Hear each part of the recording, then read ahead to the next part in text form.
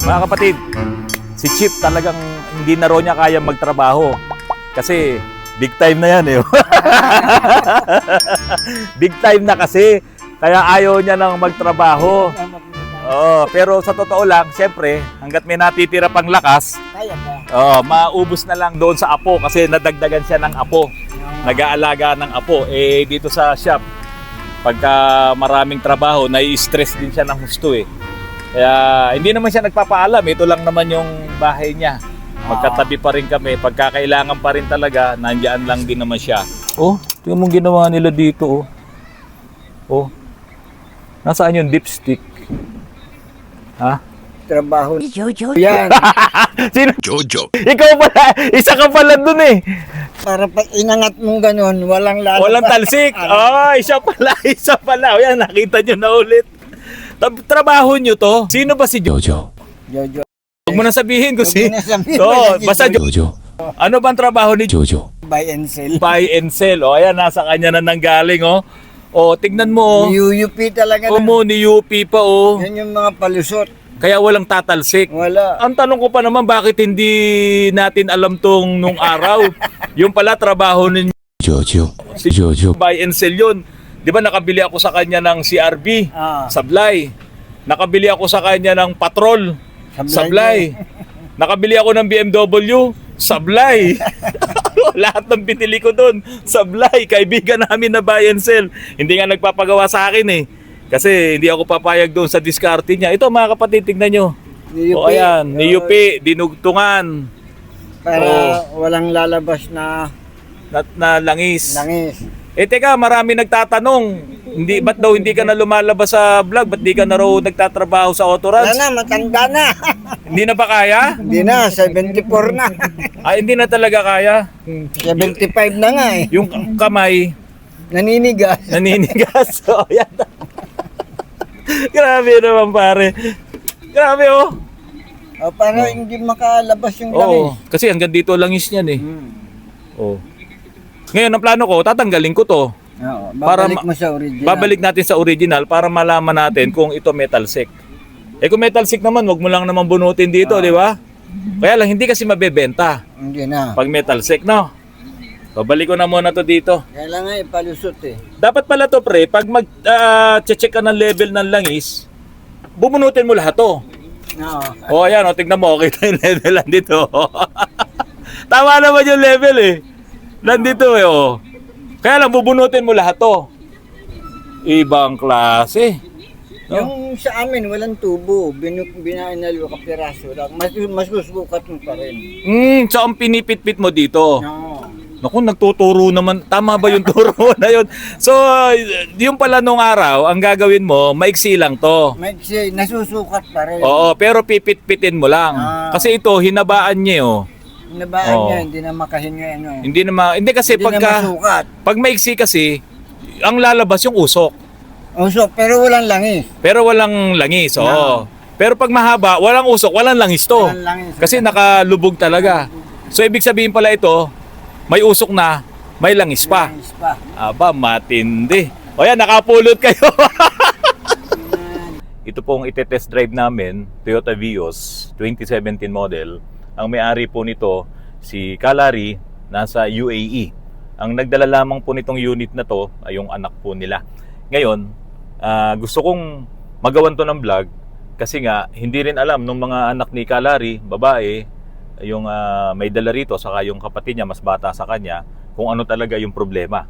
So para makarating dun sa may-ari na nasa UAE, ito gagawan po natin ng vlog para makita niya kung ano talaga yung issue po nito pong Toyota Vios po na ito.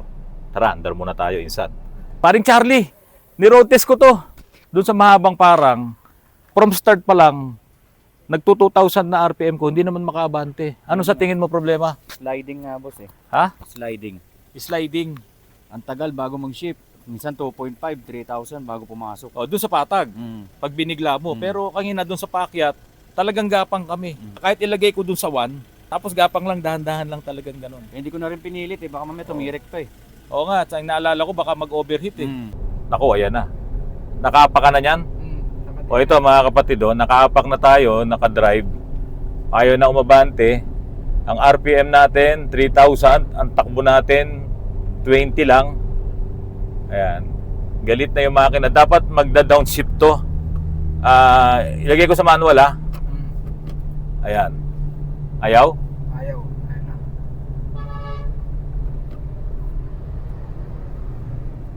Ayaw.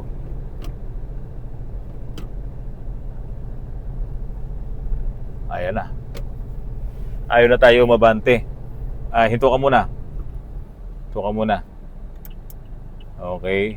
Nasa drive. Lagay natin sa 1. Try mo nga. Okay, 1.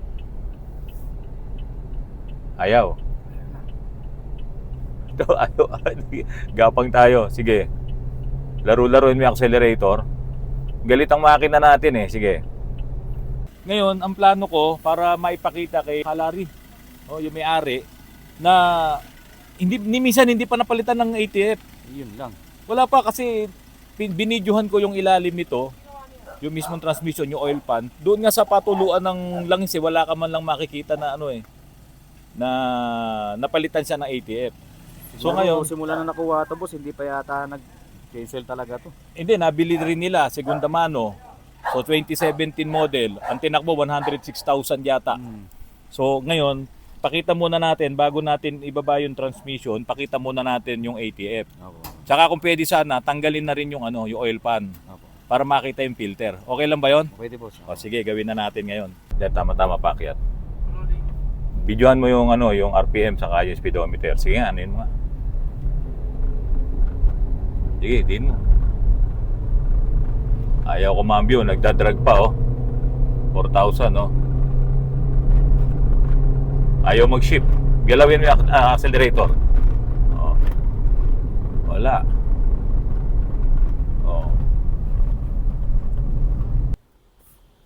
Sunog. Aha. So dito po, ito malamang issue rin tong filter niya. Ayan maruming-maruming yung filter niya. Biro mo 106,000 po tinakbo nito, hindi nakapagpalit ng CVT fluid. Ngayon ang isang tinitignan ko rin dito, yung mga o-ring nito ay malamang na nagtigasan na, kaya singaw na rin po yung pressure sa loob ng transmission, maging doon sa valve body. Kaya kanina nung niro-road test po namin to, talagang hindi ko makambyo. Ang taas na, 3,000 RPM, 4,000 RPM, ayaw pang magpalit ng shifting. Tapos, doon naman sa paakyat, sa halip na mag-downshift siya sa 1, ayaw niya mag-downshift, kaya hindi kami makaabante ng maayos. So, wala siyang low gear. No? Kaya, ito, minabuti ko na ibaba na yung oil pan nito at makita yung fluid. Iba yung amoy niya at saka yung texture niya, iba na rin. Ito yung yung hindi ka nagpapalit ng CVT fluid. Talagang sisirain din po talaga ang inyong automatic transmission. Ang plano ngayon, itatawag natin sa may-ari nito na talagang kailangan i-pull down na yung CVT transmission po nito para maayos natin ito pong Toyota Vios po na ito. Yung Vios po na yun, mga kapatid, hindi nagpapalit ng CVT fluid doon sa kanyang transmission. Ito naman, mula yata nung nabili nung may-ari, hindi naman nagpalit ng clutch. Tignan nyo naman po ang nangyari sa kanyang clutch, sa clutch assembly niya. Talagang naghiwa-hiwalay na. Kaya hindi naman to halos na pudpud, no? May hindi naman umabot dun sa rivet. Paano kayang magmaneho yung may-ari po nito? Wasak talaga yung clutch niya, pati yung mga spring. Pag may nararamdaman na po kayo mga kapatid na kaunting problema sa inyong mga sasakyan, lalo na't may kinalaman sa clutch o kaya doon sa shifting ng inyong mga automatic transmission, ipagawa nyo po kaagad yan. Kasi mas malaki ang magagastos nyo kung abutan kayo ng sira diyan sa mga kalsada na bawal kayong tumirik. Lalo na diyan sa EDSA, sa Metro Manila, sa Makati, sa Pasig. Kasi talagang diyan ito-towing po kayo. Magkano po ang bayad sa towing? Minsan, may mga nagto-tow pa na magkakaroon pa sila ng meron pa silang mga ginagawang kababalaghan. O kaya naman, dadaling ka doon sa impounding area, siyempre ikaw naman, alam mo, pagka dinala ka sa impounding area, medyo mas mahal ang babayaran mo Kaya nagkakaroon ngayon ng red tape, nagkakaroon ngayon ng lagayan. Kaya mas makakabuti po mga kapatid kapag kami naramdaman na kayong problema sa inyong mga sasakyan, ipaayos nyo na kagad, ipacheck nyo na kagad. Katulad na lamang nitong Ford Ranger po na ito. Naku mga kapatid, ang pyesa po ng clutch nito, ito po ay manual transmission. May mga plastic pa siyang pyesa. Kaya ito po, nagpalit po kami ng kanyang secondary master mga kapatid. Biro mo, secondary master lang yung papalitan, mapipilitan ka pang magbaba ngayon ng transmission. Kaya ang laki ngayon ng babayaran ng may-ari nito. Siyempre, iba yung rate nung magbababa ka ng transmission, ang laki pa ng transmission nito. Pero ang papalitan lang namin ay yung secondary master slave. O, yan ang mga Ford. So ngayon, palit ng secondary master, baba ang transmission, medyo lumaki po tuloy ngayon ang babayaran nito pong may-ari po ng Ford Ranger po na ito. Mga kapatid, Doc Allen, Albert, Laigo, eto na, nakita na namin yung problema ng Pajero mo. Ito palang Pajero mo, Doc Allen, ay wineldingan na dito. Oh. Kasi converted po yung Pajero ni Doc Allen, Gen 1, yung box type, Japan. Ngayon, low power siya, tapos sobrang itim ng usok. Na-calibrate na namin yung mga injectors, na-overhaul ko na yung injection pump. Talagang low power pa rin, lalo na pagpaakyat. So pinakalas ko ngayon itong turbo. At yan, no?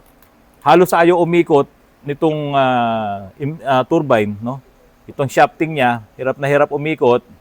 Tapos, itong ang wastegate niya, ito mga kapatid, oh, hindi mo alam kung nakabukas o nakasara. Kasi ito po ay wineldingan na nila. Dapat ito, hindi naka-welding na ganyan para makikita natin itong wastegate.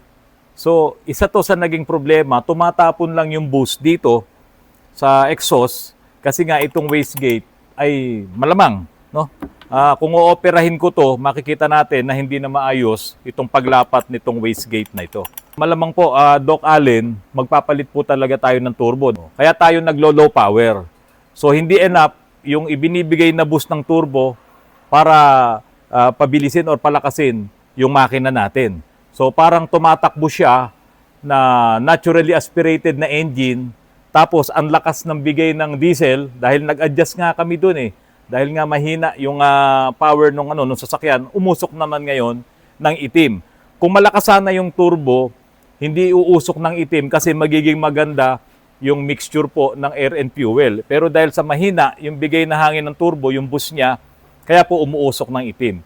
So ito po, Doc Allen, Albert, magpapalit po talaga tayo ng turbo. Hindi na po talaga pwede itong turbo po ng inyong Mitsubishi Pajero na Generation 1. Ito naman po, kakaiba, itong dala nung dalawang to. Pang-ilan nyo na ngayon tong araw na to? Pangalawa, sir. Pangalawa. Yung isa, yung Bio, saan dinala? Doon sa kabila po. Sa A2, oo. Opo. Doon yung Bios. Tapos, Ito yung ngayon. ito yung ngayon. Marami pa akong pinatawag kay Miss Sally no isang araw. Mukhang hanggang bukas, meron kayong pipick upin. Opo. So ito galing Las Piñas. Yes, sir. Pero alam mo ba na nauna na yung transmission nitong dinala rito? Hindi po.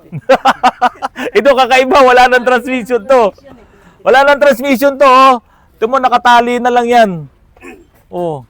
Kasi ang ginawa nila, Pwede pa lang humabol. oo, dinala muna yung transmission. Sabi ko doon sa may-ari nito, baka mamaya, pag ibigay ko yung transmission, in-overhaul namin, tapos hindi nyo na pag-andar, syempre, hindi ko iwawarranty yun. Dapat kami nag-overhaul ng transmission, kami magkakabit para mapaandar namin ng maayos. Kasi i-overhaul namin transmission, tapos kukunin nila, dadalhin sa Las Piñas. Paano kung hindi naman na maikabit ng maayos nung mekaniko nila? Di syempre, hindi ko mawawarranty yung trabaho namin sa transmission. Kaya ang naging desisyon, ayan, pinatowing, sinakay dito sa Motor Trust. Ang talagang mapagtitiwalaan nyo, si Motor Trust, kahit sa panig po ng Luzon, nakakarating po sila. Ikaw ba yung pumunta doon sa Sorsogon? Si Kuya Joel po. O yun, Sorsogon yun. Tapos meron pa ng yung naloko dyan sa Pangasinan. Yung senior citizen na host lang yung natanggal. Kaya dapat kayo marunong din kayong mag-repair. Para kung mga host lang, hindi nyo nahihilahin. Babayaran din naman kayo . Kaya pag wala kayong ginagawa, pupunta kayo rito para matetrain namin kayo. Kasi kawawa din yung mga nasisiraan sa mga probinsya, naloloko sila. So yun mga kapatid, pag magpapatow kayo, dadalhin nyo dito kay Autorans o kaya kahit sa ibang lugar, sa ibang mga talyer, hanapin nyo po yung Motor Trust. Ayan po yung phone number po ni Miss Sally. No, tawagan nyo lamang po sila. Mabait po sila, nakakahingi po kayo ng discount sa kanila.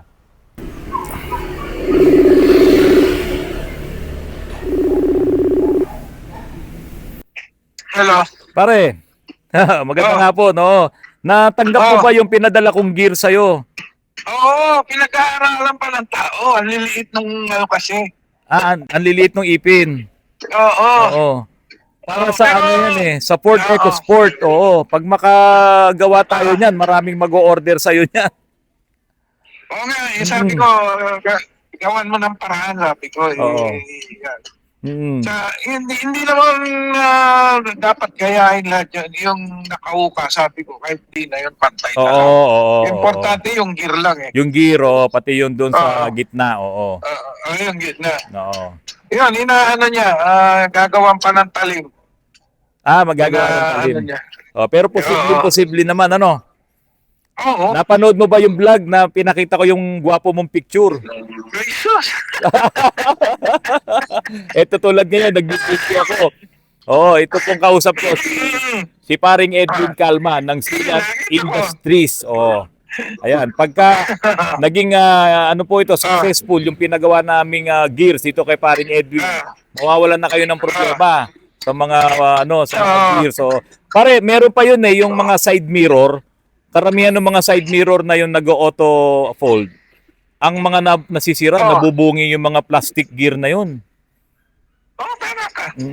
Yun ang mga maliliit ang ipin niya. Oo. Yung just ni Bunso na si Randy yung ano niya, yung sa pagtutupi. Oo. Yun ang mga magiging sira. Lalo na wala nang mabili yung iba kasi mga lumang modelo na, kaya ang talagang pag-asa na lang si Silant Industries. Oo. Ha? Oo, sige, magkaan kita pre. Sige. Inaayos pa eh. Sige. Okay, maraming salamat, pare. Okay. Sige. Okay. Ayan mga kapatid, kasi yung pyesa po ng Ford na yun, yung Ford EcoSport na yun, yan po yung nasiraan ng gear doon sa kanyang throttle body. Pinadala ko nga po dyan sa Silant Industries at ang boss po doon ay si Sir Edwin Calma. Sabi niya, posible naman, kaya naman, pero gumagawa pa pala sila ng pinakatalim para po itorno yung plastic po na yon, yung mga gears na gagawin. Kaya abangan lamang po natin kapag naging successful po ito, yung mga problema natin sa mga gears na nabubungi, yung mga ipin po na yan, ay pwede na nating ipagawa dito po sa Silant Industries para hindi naman masayang yung halimbawa tulad nito. Yan, yung may mga auto fold, ang nagiging problema yung gear po na yon. Pag nabungi yon, hindi na bumabalik yung mga auto fold na mga side mirror na yan.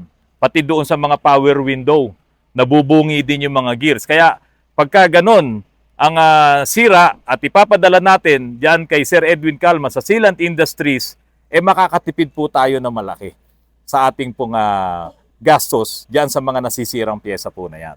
Mga kapatid, maraming salamat sa patuloy na pagtangkilik niyo po sa aking channel.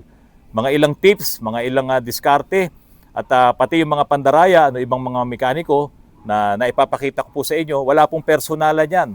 Trabaho lang po para naman makatulong din po tayo sa maraming mga nagme-maintain ng kanilang mga sasakyan at yung mga gusto pang bumili ng mga sasakyan na segunda mano, mag-iingat po kayo doon sa mga mapandayang mga buy and sell. Mga kapatid, maraming salamat. Magandang hapon po sa inyong lahat.